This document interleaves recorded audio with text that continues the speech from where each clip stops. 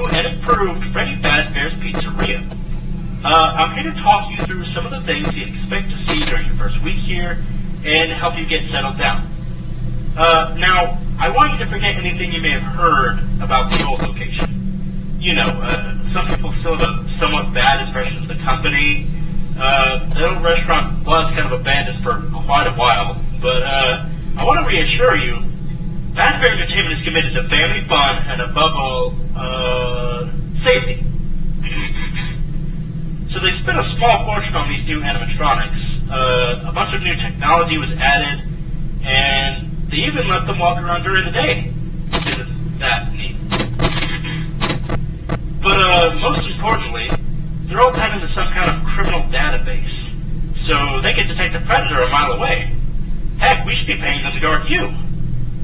Now that being said, knowing the system was without its quirks, you're not the first guy to work at this location.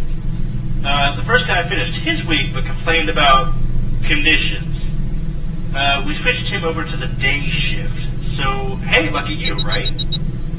Mainly he expressed concern that certain characters seemed to move around at night and even attempted to get into his office. No one really has an explanation for this. I personally think that the robots were never given a proper night mode. So when it gets quiet, they think they're in the wrong room. So then they try to go find where the people are, and in this case, that's your office. I did come up with a possible solution. You see, I think the older models had a glitch in the system.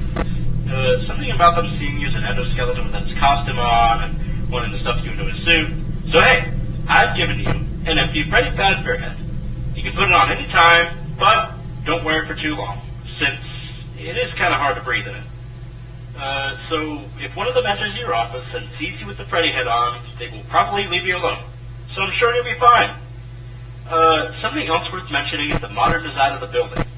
You may have noticed there are no doors for you to close, but you still have the door lights, and a flashlight. Use them carefully though, the building still uses a generator at night. Yeah, it's a temporary solution, so it probably won't last for long. Well, I think that's it. You should be prepared now. But let me repeat what I've said. So check the lights, put on the Freddy head if you need to. Don't overuse the flashlight. Piece of cake, right? Have a good night, and I'll talk to you tomorrow.